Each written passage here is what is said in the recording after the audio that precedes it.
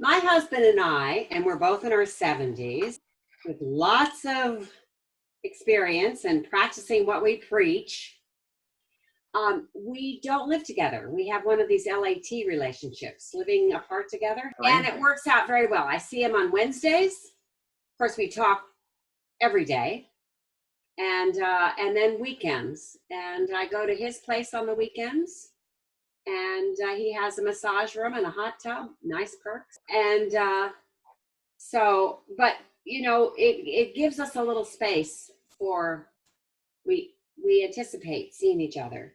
And it's unusual for older people like us to be so sexually active. And I believe in it. I'm a real cheerleader for remaining sexual.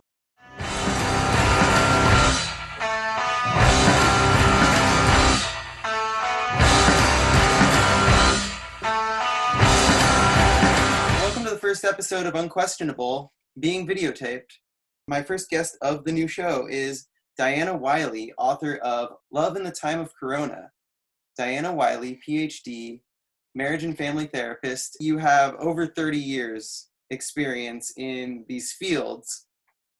But as you mentioned in our chat before this, you are in your 70s. So I was curious, did you have another career before this, or how did this become your passion? How did you end up having this expertise to write this book to help people maybe through 24 hours with their partner when they're not used to it? Yes, I did have a life before I went to graduate school to get my master's and then later my PhD. My life before that, right after college, back in the late 60s, I was a school teacher in Hawaii. It was just such a beautiful place to be. I was a school teacher, and then I was in show business for a while, including working as a showgirl in Miami Beach. And I come from a very good family, putting that in quotes, good family. So I was the first in the family to work topless with only glitter on my nipples. And the show was a very high-end show, big budget, lots of feathers, lots of glitter. It was a beautiful show. That's awesome. And it was great. It was a lot of fun. And for a while, I was sort of the black sheep of the family because I was doing this. But, it prepared me for a lot of things, like strolling across the stage, presentation, making eye contact with some of the especially the gentlemen in the audience.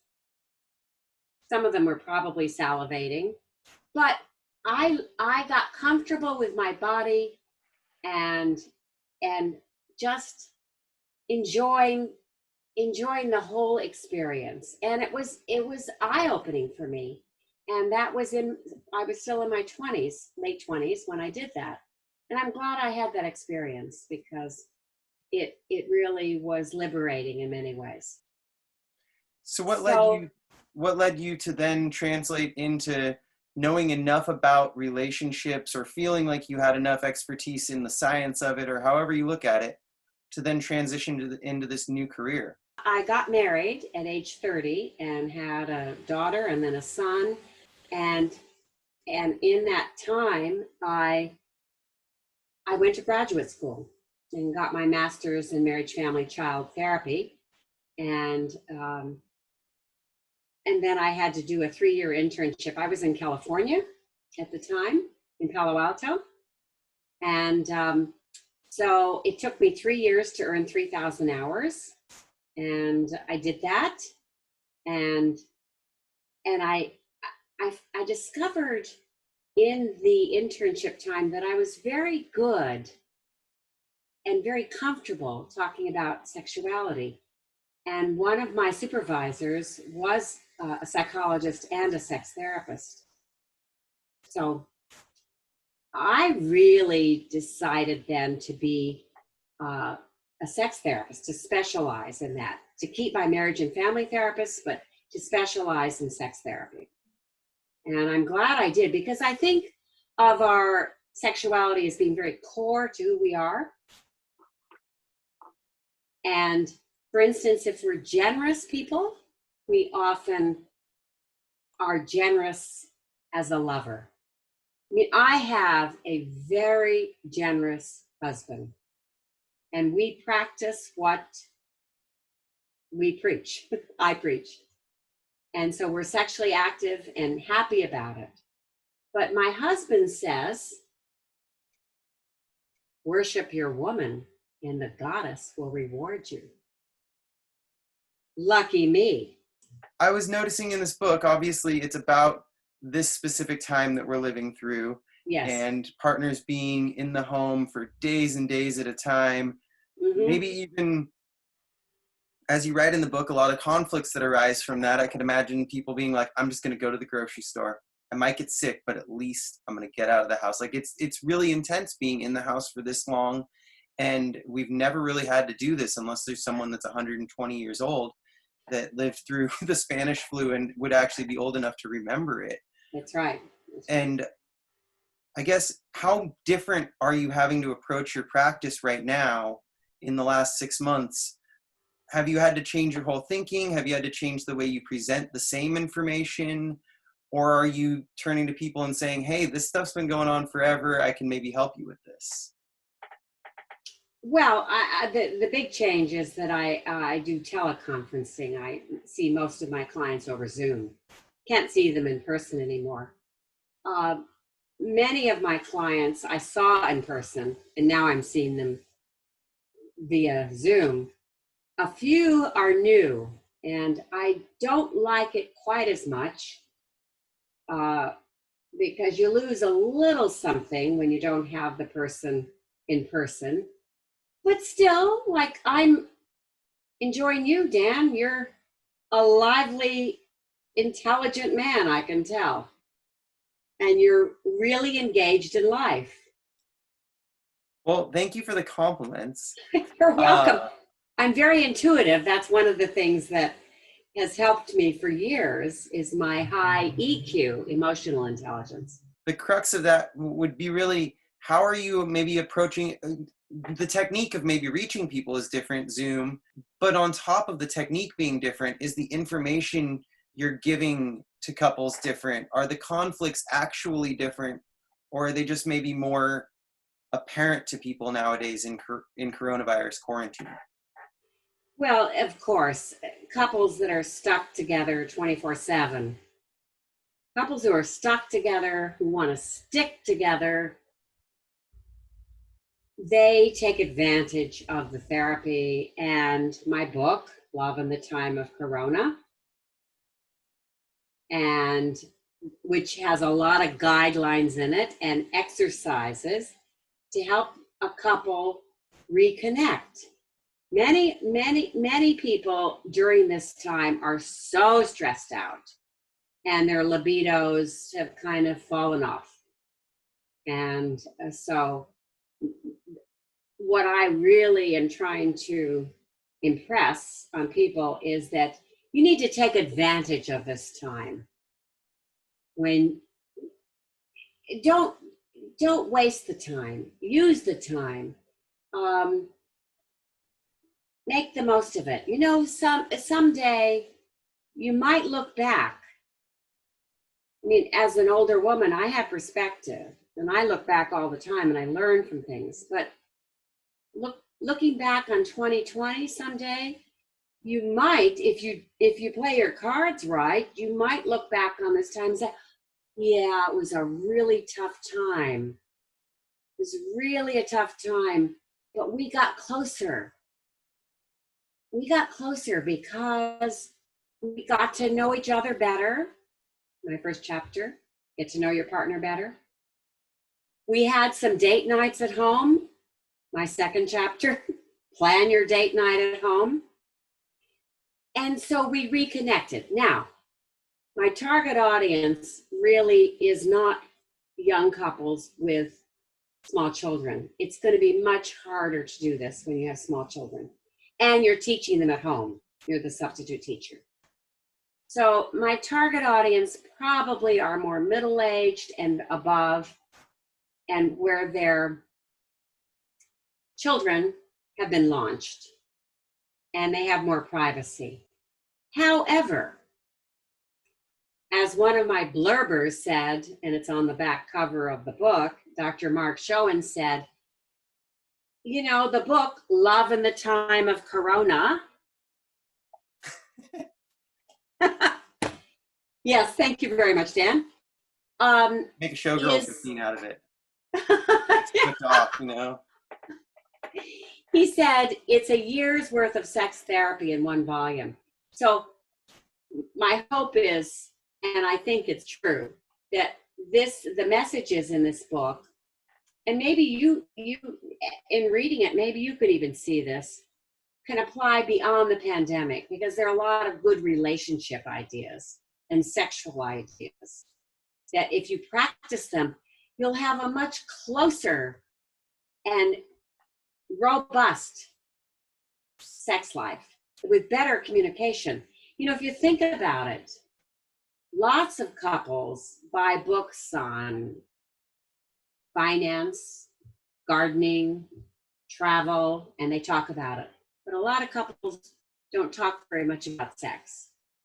I was very curious about that. I did notice that there is a target audience to your books, and your appearance, your style as well reminds me of a more old school, maybe you deal with more conservative couples. I could tell that you had a lot of stuff about religious backgrounds holding people back from talking about sex, maybe just embarrassment about their fantasies and not presenting them to their partner, and then their partner saying, oh, that's no problem, I would love to try that if it makes it better because I care about you.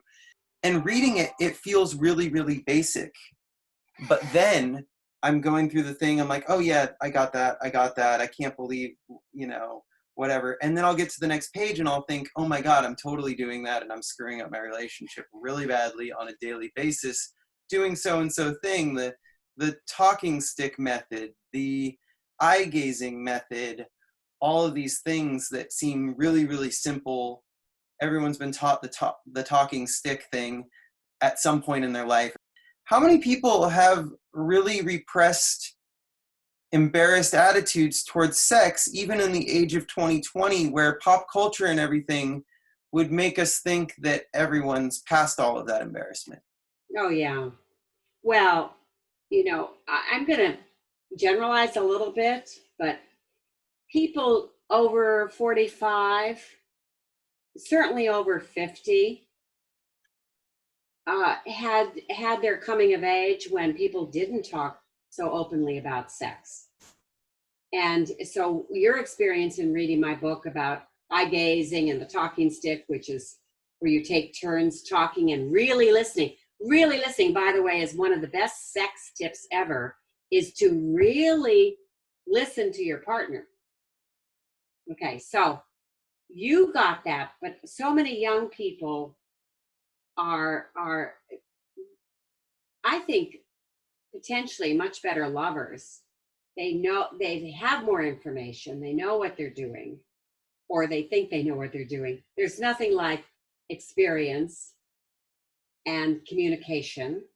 And over the years, I've worked with thousands of couples and individuals too, but couples. And that's what my book is about, couples, because the subtitle is A Sex Therapist Advice for Couples in Quarantine. But yeah, the most common presenting problem for couples, most of them are like 30 and up that I've been seeing over the years. The most common presenting problem is discrepancy of desire. And one person has much lower desire than the other person does. Usually it's the woman. Not always, but usually. And so And I allude to that in my book. Right. How do you get the partner with a lower desire back on the sexual track? And it's been shown actually in scientific studies that a woman's desire is greatly influenced by her partner's desire for her. She will feel more desirable if she feels the desire from him. However, if she's perimenopausal or menopausal or postmenopause and her sex hormones are all off, her estrogen, her progesterone, her testosterone, then her low libido has to do in part with her hormones. Now, I've been on bioidentical hormone replacement therapy for years, and it's helped me. Although I always had a good attitude about sex, and I've got a great husband, so that helps. But yeah, there are many sort of hurdles that couples need to approach, especially in this time of COVID-19, when there's forced togetherness. And many couples are having a lot of critical fights. They're being judgmental. There's a lot of tension. Right. When you just see the person so many more hours in a day, something they've done all the time that you might not even have noticed before might just kind of spark those kinds of conflicts, correct? Yeah, that's right. Too much togetherness. And getting back to part of your answer right there, to zero in on the woman's desire for sex more often than men, maybe, or more primarily than men, being correspondent to their partner's desire for them.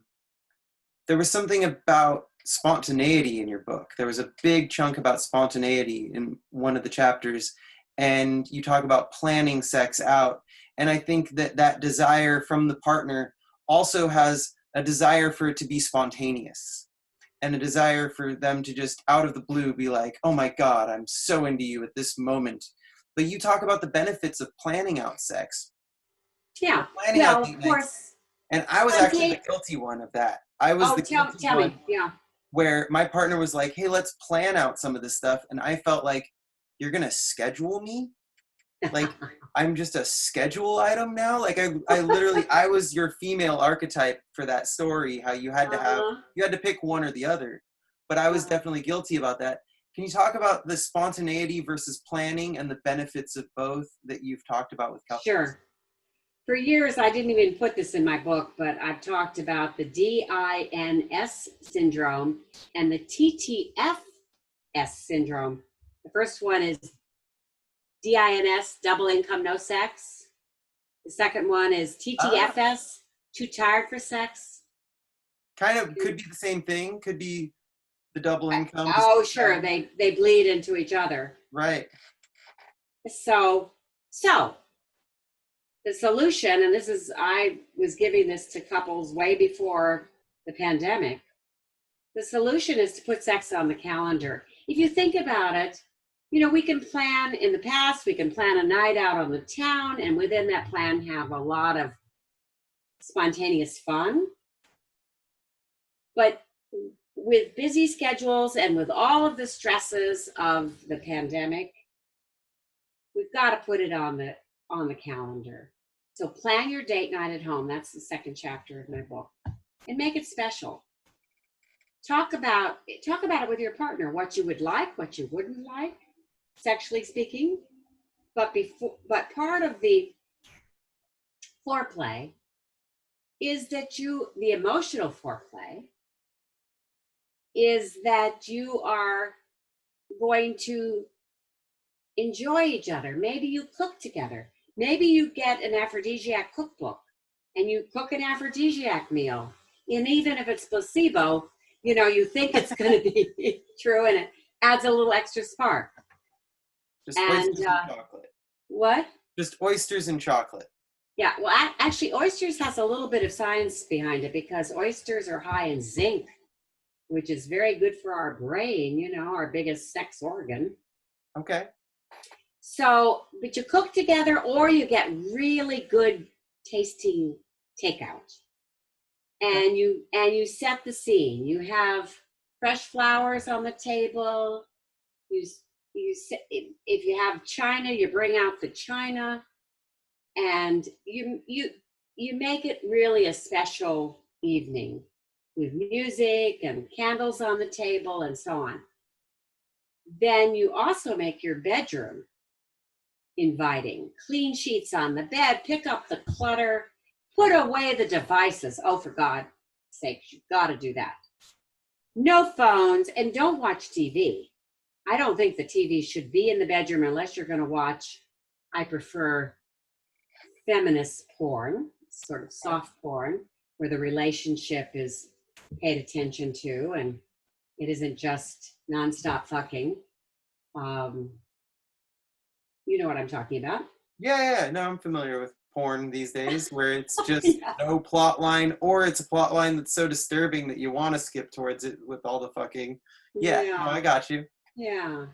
Yeah. Um, You're like, will they just so, shut up so or for have some? planning, so for planning your date night at home, you do want to make it special, and you do want to talk about what you want and you don't want. And uh, actually, chapter 4, after chapter 3, is be mindful about sex. Being in the moment is so important. And That was a great piece. Yeah. yeah, but let's move on to chapter 4 about touch, because these days we need touch more than ever. And there's people living alone that haven't been touched now for months. And So the that's touch thing, really hard. the touch chapter really breaks it down in a great way where you're like, let's stay away from the sex for a while. Let's take this in stages. Let's really make the most Yeah. of it. Touching of the face and the head, and then, more innocent things that we would think of as more innocent parts of the rest of the body. And you specifically are like, stay away from the genitals. And then the next one is do that same thing, but with your clothes off. So then you're like, hey, let's take our clothes off, but let's stick with that same thing, with that same mindset. And I think that's really great how you go through that. I would love to hear more about that chapter, but people can also read about it, and you don't have to ruin it all. If they get it. Love in the Time of Corona by my guest right now, Dr. Diana Wiley. But Well, the idea of full body caressing originally came from Masters and Johnson, who did all that fabulous research, sex research in the 50s and the early 60s. Mhm. And they pretty much created the field of sex therapists. But they were of the opinion, Masters and Johnson, you know about them, I bet. I know the name, and I know I've heard a lot of their information. I don't claim to be an expert on it though, so go Yeah. ahead. Yeah. Anyway, they felt from all their research that too many people were too focused on the genitals. And so we needed to explore other possible erogenous zones from the top of our head all the way to the bottom of our toes. But everything in between, explore. I have to tell you a true story. I have a friend of many years now who is 95 and still sexually active with his partner of about 10 years, who's about 15 years his junior. So I sent him my book, and he wrote back. He said, what a treasure your book is. He said, his partner, that they had done stage 1 of the full body caressing, and that he, at 95, and he first became sexually active 80 years ago,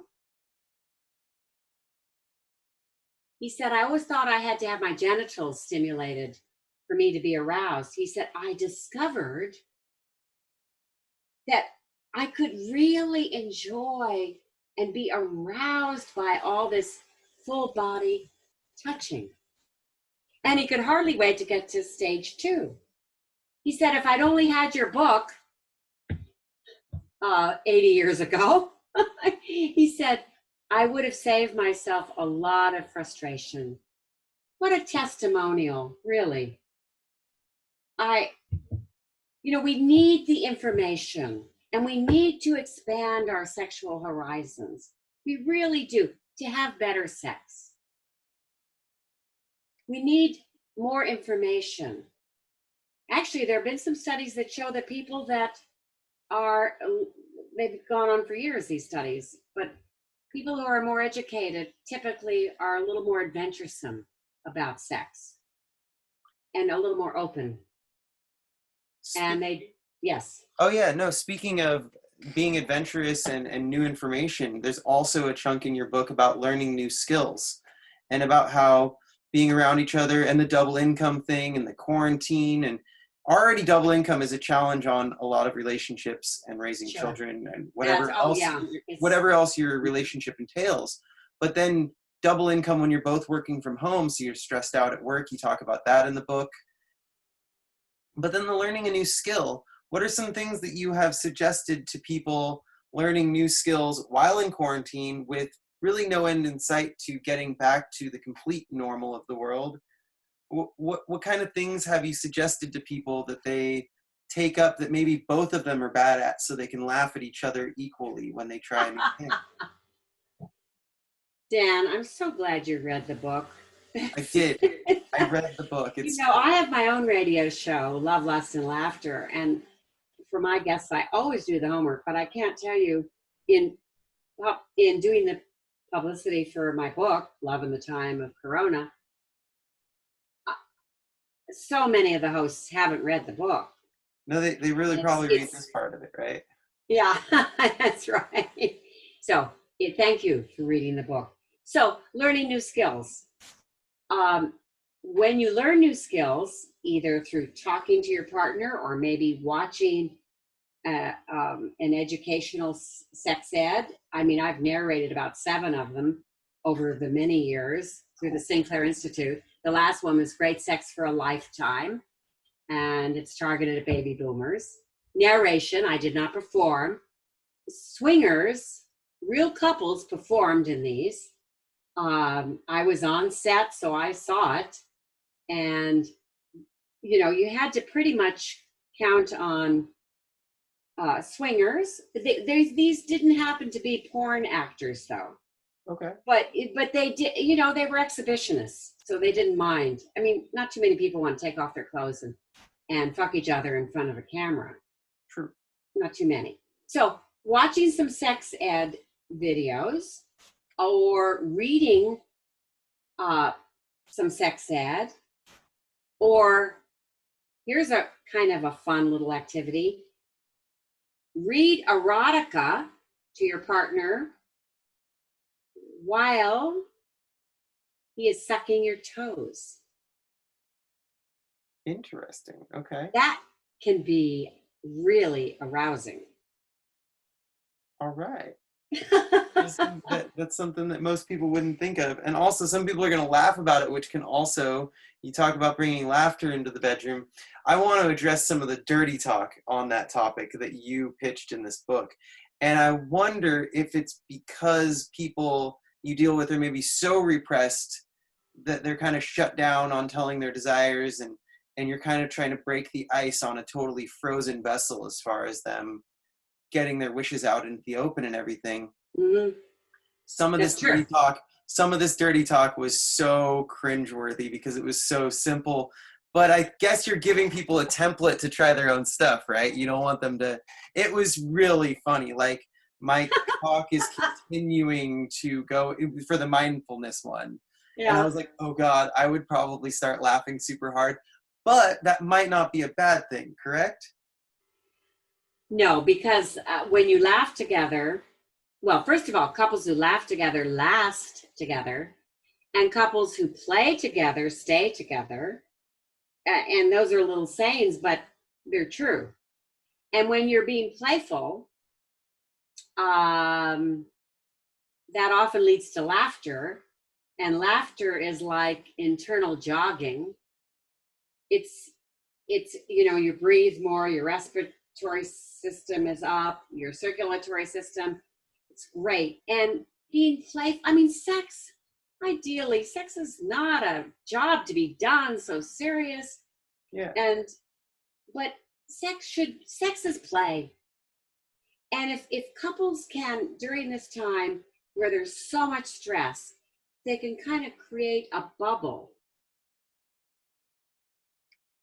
of play and intimacy. Intimacy, break that down, into me you see, where you have the physical intimacy and the emotional intimacy. And it can feel so good. And then your body, instead of producing too much cortisol and adrenaline, which lots of people, these are stressful times. This is unprecedented in history. Of course, we know that. So we need to be gentle with each other and tender with each other and take time and ask each other what we really want and listen and start slowly, like with the full body caressing, and then maybe be a little silly. If we can relax, we can relax, be a little silly. In Old English, the word silly was pronounced selig, and it didn't mean ridiculous then. It meant if you were selig, you were healthy and prosperous, and you had a good nature. Well, I wish we were still using those definitions from back then, because I would probably be very rich, considering what my friends think of me as being silly most of the time. I want to remind everyone that the book is Love in the Time of Corona by Diana Wiley. I don't know why I want to say Diane. I think it's because I like BoJack Horseman, and there's a character. And that's a reference I don't know. The only reference I know. I don't know why, but Diana, who is one of the goddesses in Rome, in Roman history, mythology. She was one of the goddesses of the moon, and in Greek, she was the goddess of the hunt. And then there's Princess Diana, and that's why I just love it when my husband says, "Worship your woman, and the goddess will reward you." That's great that you reference your husband right here, because I do want to, as my last question, ask you something kind of related to the fact that you said you guys live apart still. And my partner is dead set on having our own living spaces forever, even though they don't consider that a knock on our relationship. And I go back and forth on it. But I'm wondering, a lot of your book deals with people being quarantined together and how to navigate those stresses. Mm-hmm. But have you dealt with couples that have been forced apart during this quarantine? Like, have they been quarantined in different places, maybe travel restrictions, they haven't been able to visit each other? That's much harder. And I don't deal with that in the book, but certainly that's harder. I don't have any clients doing that at the moment. How would you recommend they maybe do you have any tips for people in that situation? Because there are a lot of people that before this started didn't get on planes, or their jobs are keeping them. They need to quarantine for the safety of their coworkers and a lot of things going on. Any thoughts on that subject? Well, it's tough. I think, you can have Zoom sex, for instance. I mean, I personally haven't tried it. You mentioned my husband and I live apart, but it's called LAT, living apart together. And many couples over 50 are doing this. He has a home. I have a condo. And he's here on Wednesdays. And we have dinner together, and then we have hot sex. And then I go to his place on the weekends, and we sit out on his deck, and later we go in his hot tub and his massage room, and again, hot sex. So by living apart, we can anticipate.